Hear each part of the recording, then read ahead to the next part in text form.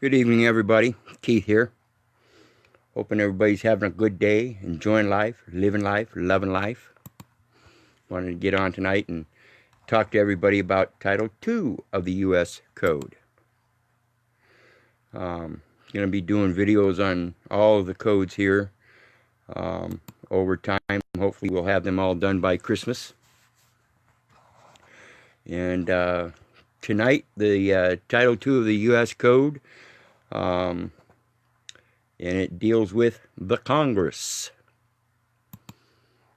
And when we see Title II of the United States Code, the Congress, Section 1, or excuse me, Chapter 1, Election of Senators and Representatives. And under Section 1 of Chapter 1, it's got time for election of senators, and that's just going to tell us how the senators are elected. And it's not a really big issue there as far as I'm concerned. It's just showing you the construction of how they elect them. But Title 1 or Section 1A says election to be certified by governor. Okay? And it's simply one sentence. It says, "It shall be the duty of the executive of the state from which any senator has been chosen to certify his election under the seal of the state to the President of the Senate of the United States." And what I want to point out here is the title of this particular chapter says election to be certified by governor. And then it doesn't mention governor in this sentence, but it does mention it shall be the duty of the executive. Okay? That's who the top executive is in each state, is the governor. He is the chief executive officer. Okay? Then when we go to 1B, and this is what I want everybody to pay attention to. It says countersignature of certificate of election. The certificate mentioned in Section 1A of this title, what I just read, shall be countersigned by the Secretary of State of the state. And what I want everybody to realize here is countersignature. When we talk about contracts, we always talk about two signatures in order to make a valid contract. And so you have a signature and a counter signature. And that's what we have here. We have the Secretary of State that's going to give a counter signature to the first signature of the governor. Okay? That's a contract. It's between those officials. Now, the rest of the chapter, I don't want to worry about too much because it talks about, oh, wait a minute. We want to go to 2A. First, I'm going to go to 2A. It's a real quick section here that I'm going to read. And it's just the title of the chapter that I'm going to read. Reapportionment of representatives. Time and manner. Existing decennial census figures as basis. Statement by President. Duty of clerk. What's a clerk got to do with all of this? It's all commercial. Think about this, people. Think about this. Now, the first thing that I said here was reapportionment. We read the Constitution, we hear about apportionment. Here, we're talking about reapportionment. And on the first day, this is Section A, on the first day or within 1 week thereafter of the first regular session of the 82nd Congress and of each 5th Congress thereafter, the President shall transmit blah, blah, blah.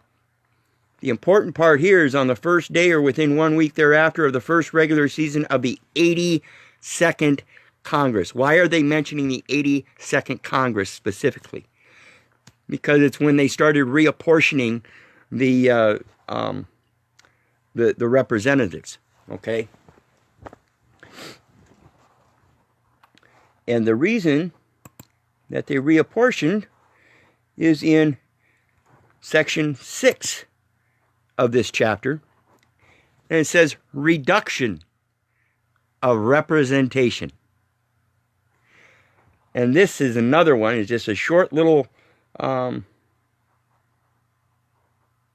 it almost looks like a paragraph, but it's one continuous sentence. It says, should any state deny or abridge the right of any of the male inhabitants thereof, being 21 years of age, and citizens of the United States, being 21 years of age and citizens of the United States. A man cannot be a citizen of the United States. He can only have a citizen, which is a person. And that citizen is an entitlement through the birth certificate to operate a person created by the United States so that you can perform commerce within their regulations. Again, like I've said before, upon age of majority, age of discretion, I believe that we're supposed to collapse that trust and create our own person to operate in commerce. But here they're stating that it's a United States citizen. You do not have to have a citizenship in order to operate in commerce. You just need a person. And the distinction is it a United States person or is it a private person? One that belongs to a private man. Okay? Now the rest of it says, to vote at any election named in the amendment to the Constitution, Article 14, Section 2, except for participation in the rebellion or other crime, the number of representatives apportioned to such state shall be reduced in the proportion which the number of such male citizens shall have to the whole number of male citizens 21 years of age in such state. So what they're saying here is, comprehend, should any state deny or abridge the right of any of the male inhabitants thereof. Yet they don't go back and clarify any kind of legitimacy or penalties or qualifications or anything. It's ambiguous. And like I said, a man cannot be a citizen, period. Okay? So comprehend that. Now back to this other section where we specifically mentioned the 82nd Congress. Let's take a look at the 82nd Congress. One of the things that I used in my last case about 4 years ago was the 81st Congress. And in the 81st Congress, the Congress investigated the Lawyers Guild and determined that by definition, all members of the Foreign Bar Association are communists. Period. That has never been redacted. It has never been repealed. It has never been omitted or anything. It still exists on and for the record. So it has been clarified, and it is recognized today that all members of the Foreign Bar Association are communists. Comprehend that.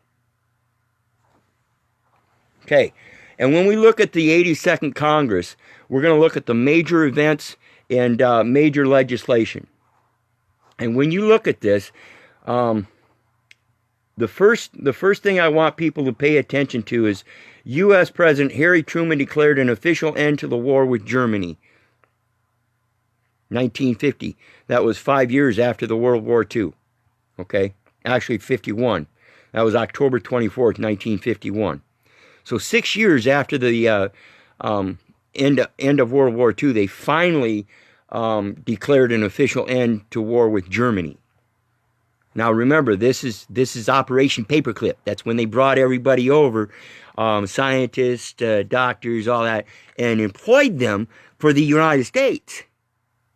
Okay, remember our discussion about 81st Congress and the Foreign Bar Association being communists? And that's what our legislation's doing. That's what Congress does. The Senate and the House is legislation. Okay? The next one I want everybody to pay attention to is December 31st, 1951. This is the end of the first year of this session of Congress, which lasted from January 3rd of 1951 to January 3rd of 1953. And it says, the Marshall Plan expired after distributing more than 13.3 billion U.S. dollars in foreign aid to rebuild Europe. Europe. Think about that one, people. The next one, June 19th, 1952, just for shits and giggles, excuse my language, Special Forces was created. Okay? The next one, pay real close attention here. July 25th of 1952, Puerto Rico became a Commonwealth of the United States. An unincorporated, organized territory with the ratification of its Constitution. Commonwealth is a term used by two unincorporated territories of the United States in their full official names. The territories are the Northern Mariana Islands and Puerto Rico. What does Puerto Rico stand for, people? In Spanish, it stands for rich port. You know, the upper 1%. It's their port. It's where all the birth certificates are at. It's what they're getting all their richness off of. Okay, the next one, November 4th, 1952. The same day of the next presidential election. Can't let anything overbear the election, so we do it on the same day so everybody gets distracted.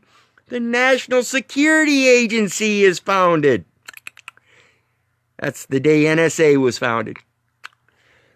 Okay, the next one, October 10th, 1951. If we look back here, December 31st of 1951, like I said, was the Marshall Plan expired. October 10th, 1951, which is before that plan expired, the Mutual Security Act. What is the Mutual Security Act of 1951? Launched a major American foreign aid program of grants to numerous countries. Let's see.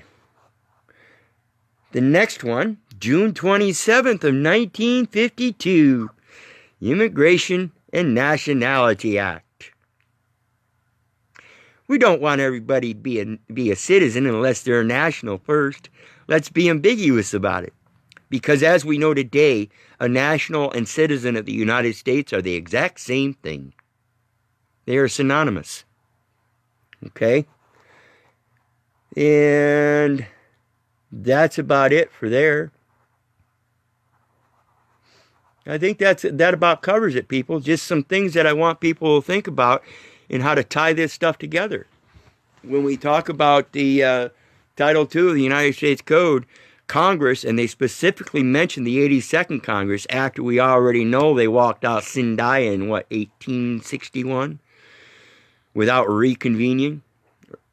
So think about this stuff, people, and really try to relate how it all coincides. Like I said, the election of which Dwight D. Eisenhower defeated Adlai Stevenson was November 4th, 1952, and on that very same day, they created the NSA. Just prior to that, they instituted the Immigration and Nationality Act, as well as the Mutual Security Act, and Puerto Rico became a Commonwealth of the United States. Now, also comprehend, people, at the same time, While the states performed commerce, they did it on a standardized scale type thing. It wasn't actually instituted or anything like that. But then in 1950, it became the uniform, or they established, they recognized the Uniform Commercial Code, making everything commercial. And I'm betting if we look at the Code of Federal Regulations, Title 27, Section 72.11, wherein they defined all crimes being commercial, I'm betting that's going to be exposing that it came about at the same time. So think about this stuff, people. In the meantime, I'm logging out here, and I'm going to go watch Derek Gonzalez and Ken Dost.